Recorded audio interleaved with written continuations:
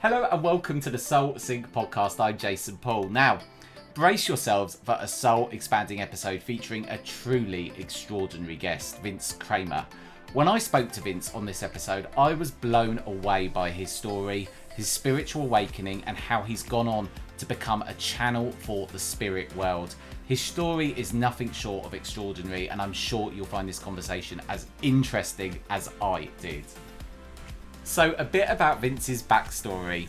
He's a seasoned airline pilot, also a military veteran, and he's a transformational trainer, mentor, and a clear, conscious channel, bringing a rare blend of experiences to a world of personal growth. What really sets Vince apart is his background in a stereotypically macho field, infusing a unique perspective into the softer realms of transformation and purpose-driven growth. Vince is not just a speaker and a mentor, he's also a best-selling author alongside his wife Mary. They penned the transformational collaborative memoir, Awakening Through Moments of Choice. The book delves into Vince's and Mary's quest for a deeper understanding of life's essential meanings, connection and love. Their stories will not only inspire you to re-examine your own life, but will also encourage you to find your unique individual connection to the answers of life's most pressing questions. Now, as the co-founder of Imagine Miracles, Vince passionately believes that everyone holds the power to be a creator of their own life. Vince's mission is quite simply to inspire and empower individuals and their families to discover success and happiness by designing and creating a life fueled by their deepest desires. So get ready for a transformative experience as Vince Kramer takes us on a journey that transcends boundaries. So Vince, firstly, a big welcome, a thank you for joining me on the Soul Sync podcast. Oh, Jason, it's such an honor to be here. I can't wait to get in deep and share with the audience. So even in your intro, Vince, you've done a lot of different things, and I spotted a couple of similarities. I was in the police, you was in the military, and you've gone on this journey. Tell us firstly about how you've gone from being in the military to having the profound spiritual awakenings, which we described in the intro. Tell us a bit about you so the audience could get to know you. Well, I think the most interesting thing about it is that at 5 years old, I told my grandmother that I wanted to help people love themselves so they could love each other, which is pretty profound for a 5-year-old. A matter of fact, I don't even remember saying it. My grandmother reminded me of it on her deathbed when I was 17. But then what happened shortly after that, I think, for many men, I'm not going to say all, and I'm a little bit older than a lot of people that are probably listening, but I think across the board we still teach young boys what it means to be a man, or they have to show up to be successful. And my story really started with three significant men in my life: my father, my grandfather, and a neighbor. But my grandfather was probably the most, let's say, forceful of, I had to learn to be a man his way. And he taught me to compete, to be better than everyone else. Good was never good enough. All these things that through my life, I was very successful at many things that I did, but there was always just something missing in my life. And the answer was, because I learned from Grandpa, well, I must need a better job, or I must need to get more people in my life, or I need to make more money. And that was going to be the answer. And what I found was, the deeper I got into all of it, the more I found out that I didn't know who I was anymore. And it was some pretty big wake up calls that happened in my life that got me to start looking at, okay, well, what really is missing in my life? And what I uncovered was it was me. And Right. that was an interesting journey just to uncover that. It sounds to me like there was a lot of build up, like it was almost like a pressure cooker. You were trying to, maybe I need to be more successful. Maybe I need to do more of this. And eventually I'll get to this pinnacle moment that you thought that you would be happy. It sounds to me that there was a moment that's sort of woke you up to a lot of different things. Tell us about that. Sure. I'll share the three big ones. Okay. Um, First of all, um, at Imagine Miracles, we teach that we're all getting messages and promptings all the time. And those messages and promptings come in different ways. And what we get initially is what we would call conscious wake ups. Those are the times that, oh, I know my life should be better than this. I'm doing everything I was told to do and I should be happy. Those are all conscious wake ups. And if there's somebody to help us, if there's a coach or somebody in our family or a friend to say, hey, this is a wake up for you, we could we can move into finding who we are and why we're here a little bit faster. But I wasn't one of those people. I didn't have anybody to say to me, hey, this is a message for you. So the first wake up call I had was 9/11. I lost a good friend on flight 9/11. He was the captain of flight 93. And I actually flew flight 93 1 week prior. So if it was 9/4, I would have been the smoking hole Wow. in Pennsylvania. I was a United Airlines pilot for 28 years.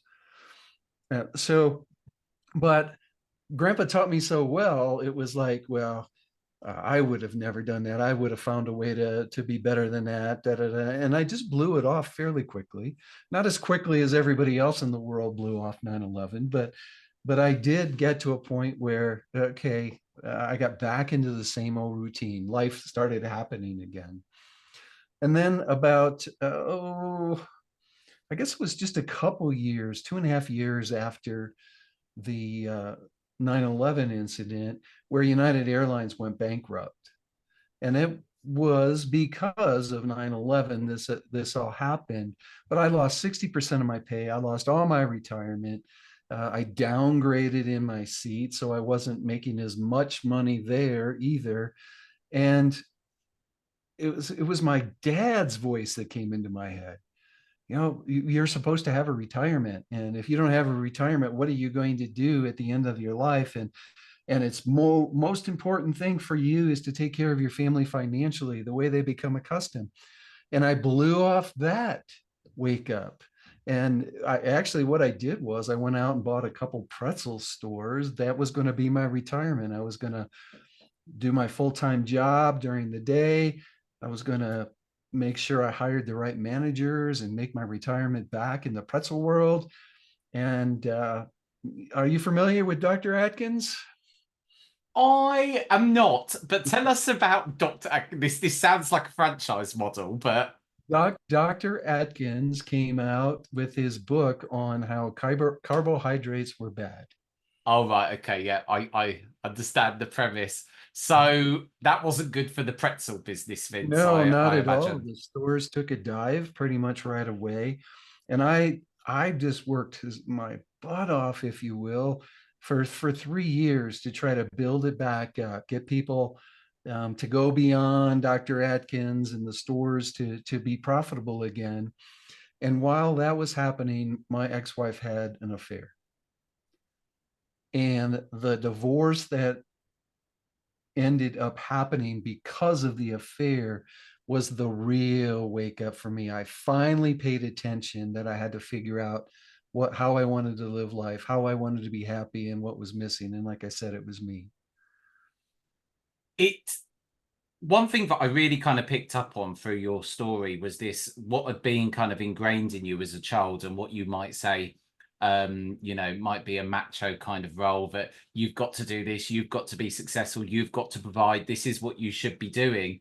It was so ingrained in you, even when there was a wake up call as big as kind of 9/11, you still managed to somehow consciously move on from something that extraordinary. And I think you have to take a moment to just realize. I do remember, I must say, about I remember the Atkins diet now. I think it was one of those things I've disregarded as not being relevant. But so you got through this divorce and you kind of arrived at this place, and how did you kind of move forward from there? Because it sounds to me that you were coming up to a mighty big sea change, and everything that you thought was real over a long period of time, suddenly you're questioning that. How did you move forward from that point?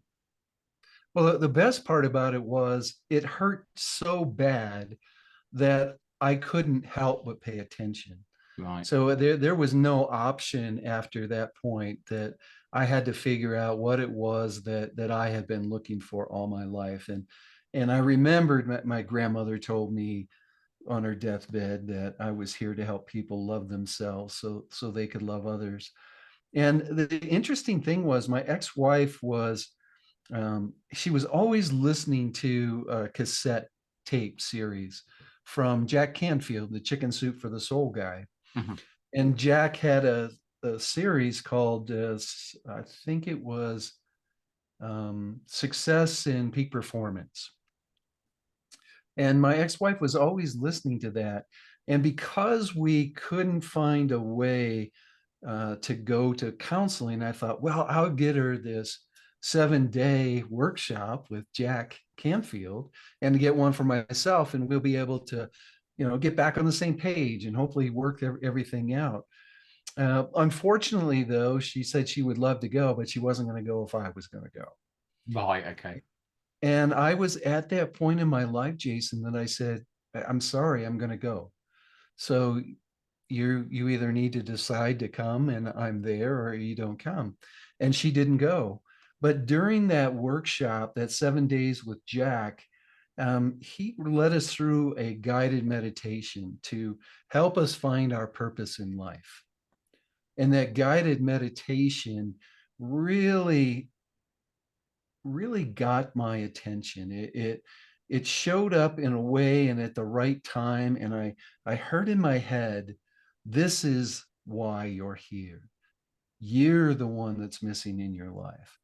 The gift that I got in that meditation was a golden microphone. So I had to figure out what all that meant. But now I've got my own podcast. I'm on podcast. I'm teaching and sharing from the stage. So I understand now what the golden microphone was all about. But at the time, I didn't.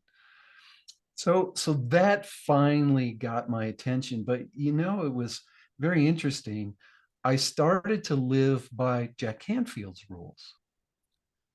And I wanted to be on stage like Jack. I started writing a book called Success. Let's see, Zero to Mach 1, Accelerating Your Success. A pilot book, right? To use my experiences to sell. I started to build workshops, and I realized that I still wasn't happy when I was doing that. And then it clicked. It's because now you're living just by another set of rules. You got to find your rules. And I think that leads kind of nicely on. So you've got 35 years experience in training and coaching people in leadership, personal growth, and transformation. And you co-founded this company, Imagine Miracles, with your now wife and business partner, Mary.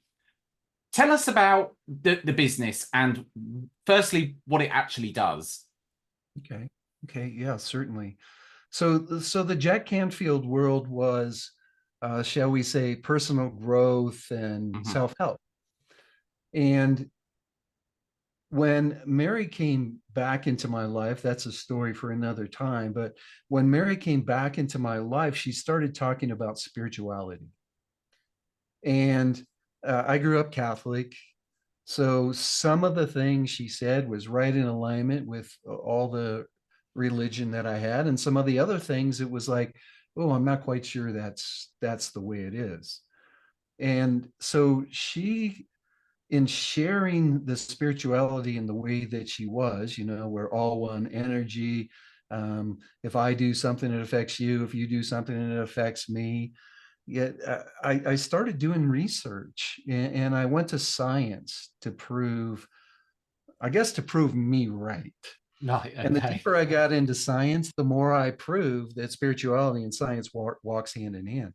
Quantum physics says the exact same thing that Mary was sharing with me. So I started to, man, I really need to pay attention here. And then the spiritual part of it really hit for me. And I started to be guided towards what I was supposed to do, how I was supposed to show up. So the first thing that happened was I wanted to learn and grow into who I was supposed to be so much that I started buying all these programs to go to workshops and seminars, like we all do. We want to get better, we want to grow, we want to expand. And one of these programs that I bought, somebody just said, you need to go to this, Vince. I didn't even know what it was, and I bought it. And it was for like a year down the road. And Mary and I had started dating in the meantime. And the night before I went, she called me up and said, I'm up in Aspen, Colorado. Come up and visit, hang out with us. And I said, Mary, I've got this 5-day seminar I'm going to. And she said, I really want you to come up. So I went up to Aspen, and we had a couple margaritas. What margaritas leads you down the path of accepting a lot of things. And Mary and I were intimate. And after we were intimate, she said, Vince, I see this woman standing next to you. I see this energy. And she described this energy, and she described my grandmother, Jason. Wow. Mary never met my grandmother. I didn't even talk about her, but she described my grandmother perfectly. And then right after that, she said, I also see this little blonde girl standing next to you. And she described the length of the girl's hair, the white blouse that she was wearing, the blue dress that she was wearing, the patent shoes. She described her completely. And I had enough to drink that, okay, yeah, that sounds really cool, and I asked some questions, and Mary answered however she could. And then a few hours after that, I was on the road to get on an airplane to fly to Vancouver for this 5-day event. And the event was called Illumination Intensive.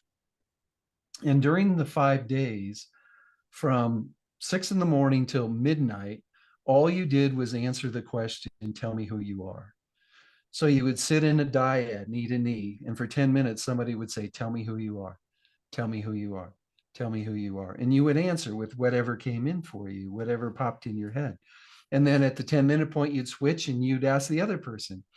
And when you were asking, all you could say was, tell me who you are, and then thank you after the answer. Well, this was 5 days, 18 hours a day in these dyads.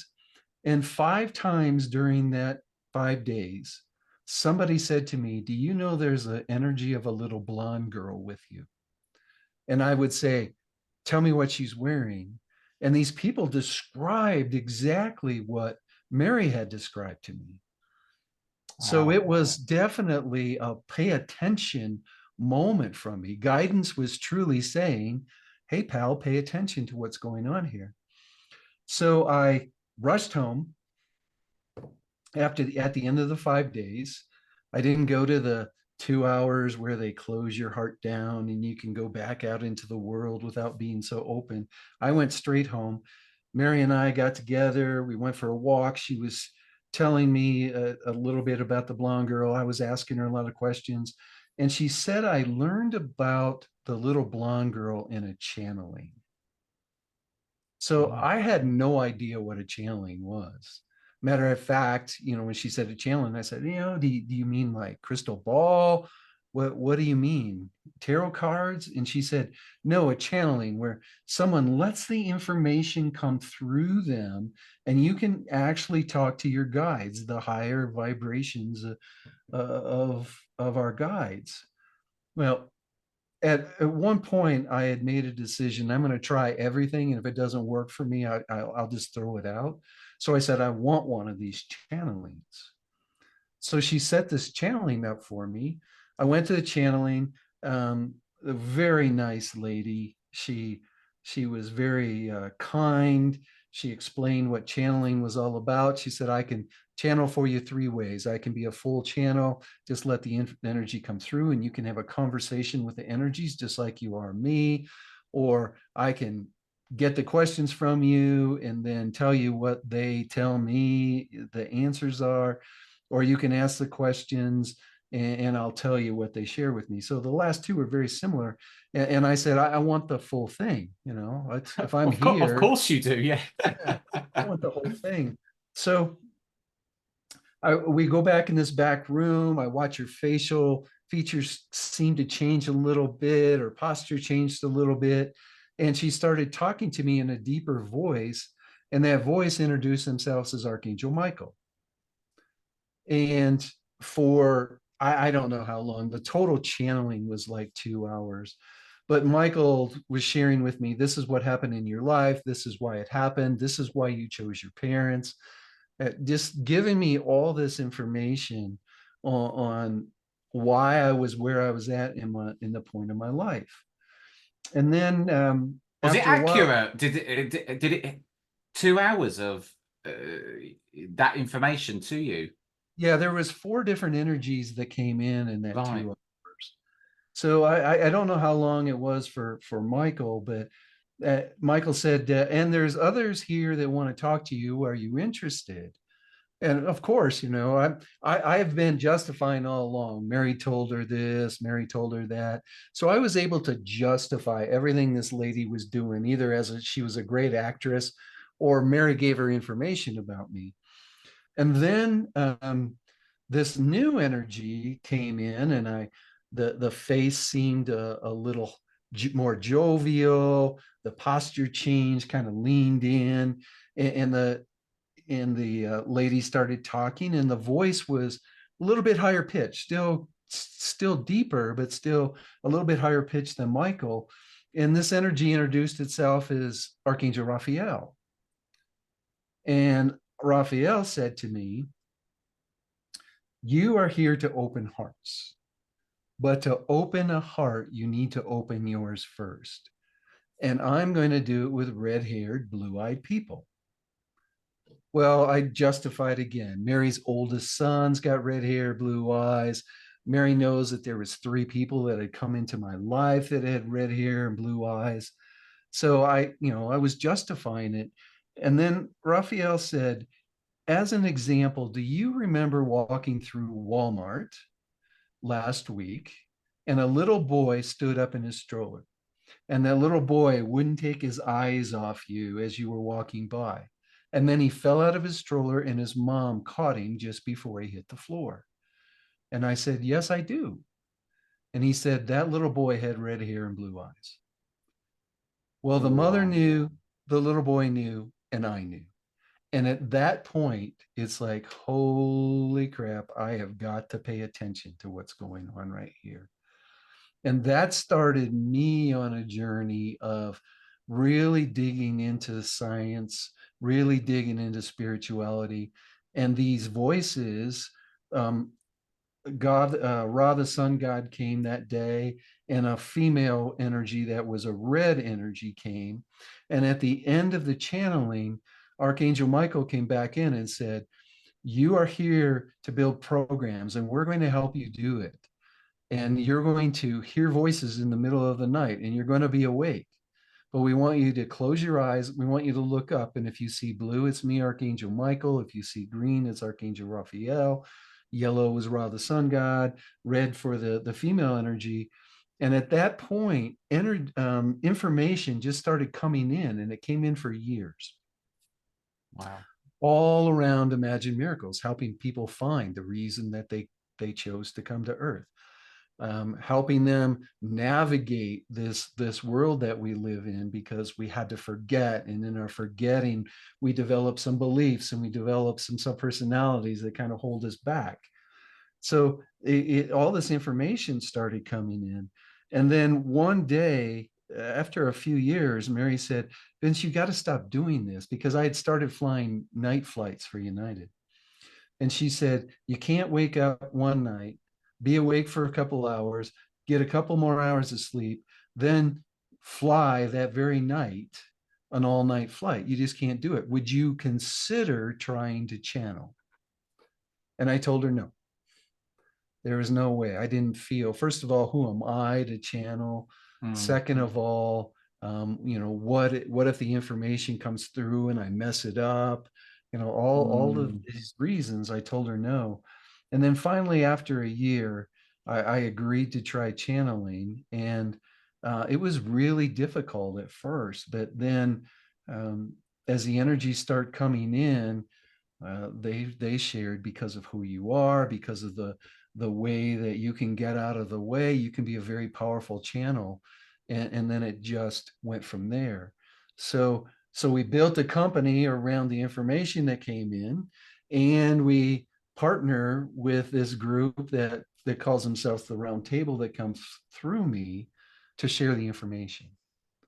What an incredible story. And isn't it interesting that even at the point where you was getting the archangels coming through, there was still just that element of doubt, and then it was there was no way at all that you could deny that. You know, you were given a sort of undisputable evidence.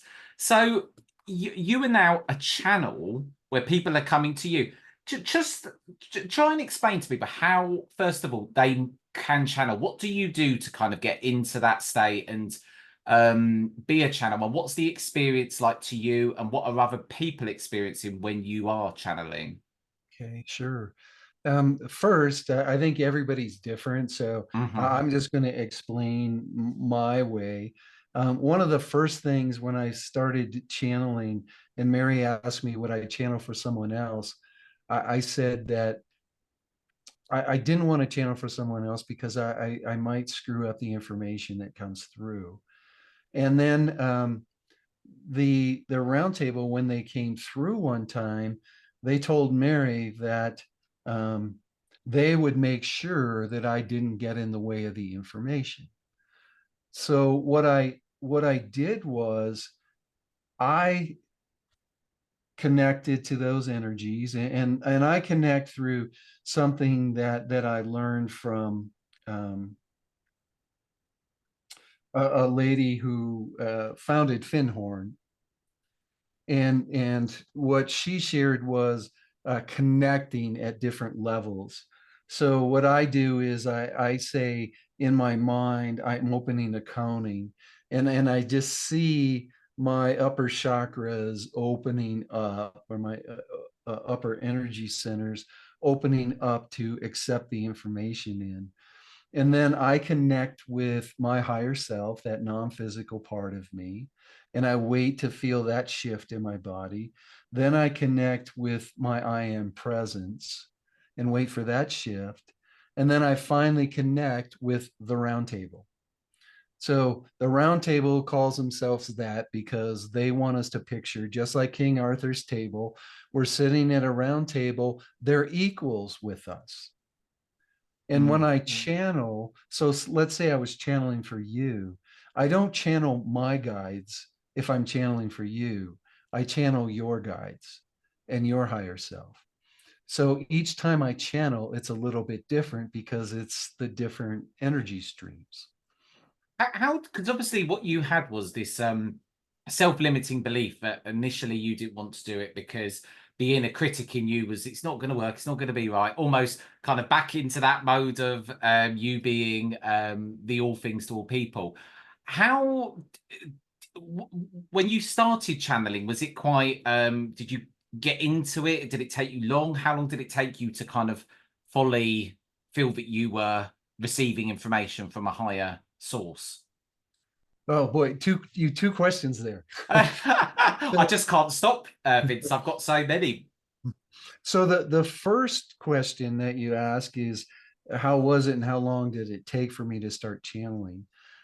It was very difficult. When the energy started coming through, my throat would tie up, and the vibration was just too much, and I would cough and hack, and it would take sometimes 5 6 minutes for me just to allow the energy to come through.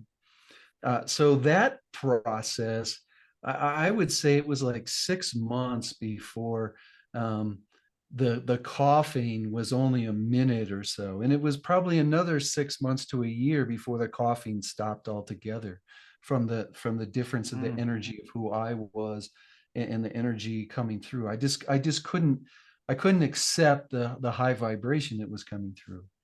As for starting to believe, I started to believe right away because um, at that point, and most times when I channel at such a high vibration that I don't remember what's coming through. But Mary takes notes. I mean, we give a free channeling away every month to whoever wants to show up on the third Monday of the month. And Mary still takes notes for me, or we record and I listen to the channelings, or she tells me what was part of the channeling. So I know what the information was coming that's coming through. Now, I totally believe that as this information comes through me, my cells are being encoded with the information, but I don't know it. I don't remember most of the time what's being said. How do you So that, kind of interpret it? Is it your mind is they are just literally going through you and using your mouth and your voice, and that's why the voice is, you were struggling with it at the beginning because of that shift. yeah, I think they use my brain. I think they use my words Mhm. because they use the vocabularies that I am familiar with. So it's kind of like the energy just comes in. It's just like everything else, right? When we see the vibrations coming in, it goes through our eyes to our brain interprets it, and it comes out. I think it's very similar.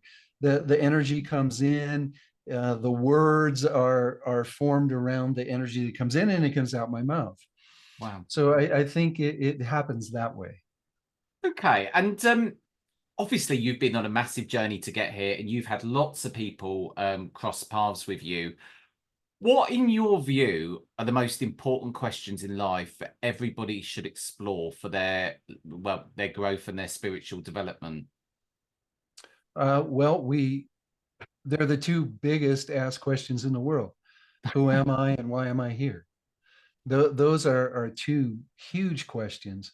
We've got a formula that I put together that we use in many of our courses, and it's called the Your Unique Purpose formula. Mhm. And I designed it with the help, of course, of the roundtable to understand, first of all, as an energy, before we ever came to Earth, we chose to come here, and we chose what we call your divine intent, the reason or the mission that you're here, what you're going to deliver to people to help them on their journey. And because of the fact that we chose that, then that's where the soul agreements and stuff start coming in. Why did you choose your parents? Because they were going to help you develop the beliefs that you needed to develop your gifts and talents to share with the world. Why did another reason you chose your parents? Because the graphical or the geographical area was also going to give you more to help you grow and expand through all of it. So as we put the formula together, there's three parts to your purpose. We're always looking for our why, but it's the who of who we are. So our quintessence, the energy that we naturally are, that we just shine out in the world, we can't even help it. We try to hide it a lot of cases, but it's a light, the light from Mhm. our heart. The second part is what we call your gift. That's the combination of gifts and talents that you've delivered through your life and the process that you developed to share your gifts and talents is your gift. And that's how you make the difference in the world. Mm. And then the final part, your divine intent. And we call it your divine intent because it was the intent you came into the world with, and divine because you're in the fullness of source energy. You're the fullness of universal energy when you set that intent to come to Earth. So those three parts are really big, but then also, how do you live that purpose now that you know it? So that's the fourth question. And then the fifth question is, where am I? So you have an origin. You have to know Mm. where you're starting. And when we do our am I portion of our program, it's about what's the beliefs that you have, and why have you lived the life you've lived up to now? And now, how can you change your beliefs? How can you reframe them to move into who you are? Who are those subpersonalities? When were they formed? How old are they? What are they protecting you from to help you go on down the journey? So that's the fifth question. So the five questions: who am I? That's to find your quintessence. What do I have to offer? That's your gift. Why am I here? That's your divine intent. How do I live my purpose now that I know it? And where I am in this moment. So I have my origin for my journey. And you make it sound so simple, but that is literally a life's work there. Some of the biggest questions we all find ourselves asking, and I'm sure the reason why a lot of people have landed on this podcast in the first place. One thing that I wanted to ask you, you talk about kind of the importance of living your true life, your purpose, but one of the big things that you've obviously sort of come up against is society's expectations of being a male, or having all these expectations. What advice would you give to people, or perhaps even your younger self, about trying to be your own person in a world where there is so much expectation, even social media? We live in this world of endorsement. How do you think one can kind of shift away from those expectations and social societal expectations even? Yeah, such an excellent question. Um, First of all, I had to accept that we all have these gifts and talents, and we all have the ability to tap into this guidance. And it's just because we don't know. It's just because we haven't been taught. It's just because society as a whole looks down on it. So at first, I had to accept the fact that, okay, yes, I'm getting this guidance. And one of the things then we do in our Take a Quantum Leap program is teach people how to get their very own guidance, because I can't give you the answers to your purpose.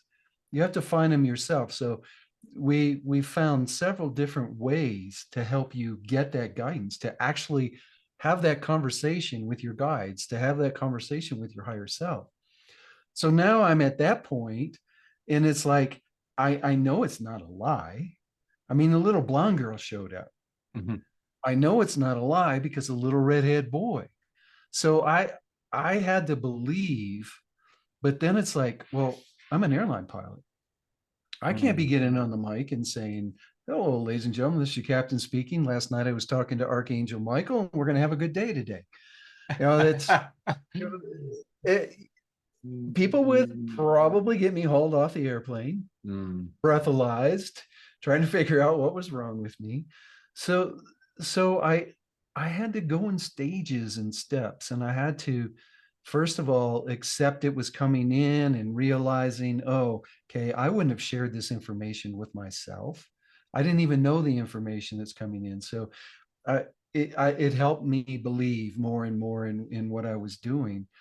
And then when I uncovered my divine intent of raising the vibration of the world towards joy, one of the first things that I believed was, okay, I've got to quit my airline job because I'm not living my divine intent. And the roundtable came in with a challenge, and Mary asked them a question. And one of the things they said was, every time I get out of the seat after a flight and stood in the doorway and smiled at people and thanked them for flying with me and shared my light, I was raising the vibration of the world towards joy. And in that realization and understanding how important it was for me to truly deliver my divine intent, just like it's important for all of us to do that, I started to trust myself more and more. And then I started just blurting it out on Facebook a little bit, or something out on Instagram a little bit. And I told some of my friends what was happening. And some of them are no longer in my life It because happens when you start on this journey, doesn't it? It's the same as happened to me, Vince. Um, Tell us about your book, because you've put together a book called Moments of Choice, and it's by both you and Mary who've co-authored it. Tell us a bit about the book. so it's called Awakening Through Moments of Choice. Hmm. And the book is what we would say an educational memoir. So I think one of the reasons that um, part of my gifts is to channel and to share this information, because here's a 6'5", 240-pound military pilot, airline pilot, football player, sports everywhere. And I think that to break the mold of what kind of person would channel, or to break the mold of who can download or who can get information, I think I think that was part of the reason I raised my hand and said to come to Earth. So, but it's still very challenging for people to accept. And the book was meant to tell my story through my and Mary's eyes, and to give much of, if not all of, the information in a very broad sense of what I've learned on the journey, and how I awakened, and how I stepped fully into the three parts of my purpose, and how channeling came about, and how I believe that we all can channel our information and get our answers. So the book was written to one, reach out to the population and say, look, this is the secret of living your divine intent on Earth. And yes, you can do it, because here's this man that nobody in a million years would think I was channeling information in, and it's okay. So that's what the book's all about. What gives you the greatest satisfaction in your work now? And does it feel like work, Vince? Well, it definitely doesn't feel like work. Hmm. And I truly believe that if each and every person was living their divine intent, they would be in the highest vibration of who they are, Hmm. and the world would be so much different. Um, and I also had to realize, and this is something that I share quite a bit, a balanced life doesn't mean that you spend this much time in your body, this much time in the relationship, this much time on work, this much time here. I think a balanced life is, am I in the highest vibrations from what I'm doing all the Hmm. time? Am I attracting those relationships that support me in living my divine intent fully? Am I truly making a difference in the world? I think that's what a balanced life is. And when I finally got that, then it's like, why life's not work. Yeah. If I want to go down and get on the computer because something came into my head, and I want to share it through a small program or whatever, boom, I can go downstairs at 8 o'clock at night and work till 10:30 to get the information out, because it's me living me in the world. And I think that's so big and so important for us to realize and follow the calling. You asked me about my the moments I love the most. I in our class, Take a Quantum Leap, I bonus each person an hour coaching. And in that hour coaching, we uncover the three parts of their purpose. And we uncover it in a statement for each part, so they can relate to it. And when I see the aha moment, or when I see the tears in their eyes, or the relief set in because, I know I've been called and I didn't know what to, that is the most exciting moment ever for me. And then the second most, in our year-long program, we teach people how to create with their thoughts and feelings. We teach them the concepts of quantum physics, and how to bring your five senses into your creation process. And when I get a phone call saying, "Oh, you're not going to believe this. I went through the meditation that you shared the other night, and I used everything that you told me, and this person popped into my life, and I knew immediately that they were supposed to be part of my life going forward. It's like, oh, that's a moment that just takes your heart. Vince, you've got such an interesting story, and we could talk for at least another hour, I'm sure. If people want to find out more about you, the book, and indeed Imagine Miracles, where can they go to? So the easiest place, I'll make it easy because I really love what you're doing, Jason, and how you're showing up in the world, and the fact that you've already got an audience that wants to hear this stuff. If they go to imaginemiracles.com/soul dash sync, there'll be a link to get the book on Amazon. I'll give a free Your Unique Purpose blueprint, so you can download the blueprint that we use in our classes, and people can start using it. And for the first 10 people, there's going to be lots of good stuff on that page, but for the first 10 people that reach out to us, we will give them a free 30-minute session with either Mary or myself. It's called Breakthrough. Sorry, Your Life, Your Way Breakthrough Session. Great. Vince, it's been an absolutely fantastic conversation. I thank you so much for your time, and thank you for coming onto the Soul Sync podcast. You're so welcome, and thanks for having me, and thanks for what you're doing. Longer. I hope you enjoyed the conversation as much as I did.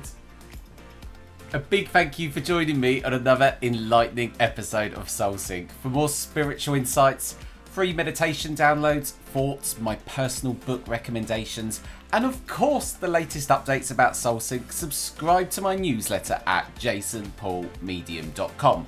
Just head straight to the bottom of the page and sign up to stay connected with the soulful community I'm building. If you have suggestions for future episodes, or there's a guest you'd love to see featured, or you might have a story that you'd like to share with our wonderful audience, do email me at hello@jasonpaulmedium.com. Your stories and ideas are the heartbeat of SoulSync, and your input is invaluable in shaping the soulful conversations I bring to you. I'm Jason Paul. You've been listening to the SoulSync podcast. Until next time, goodbye.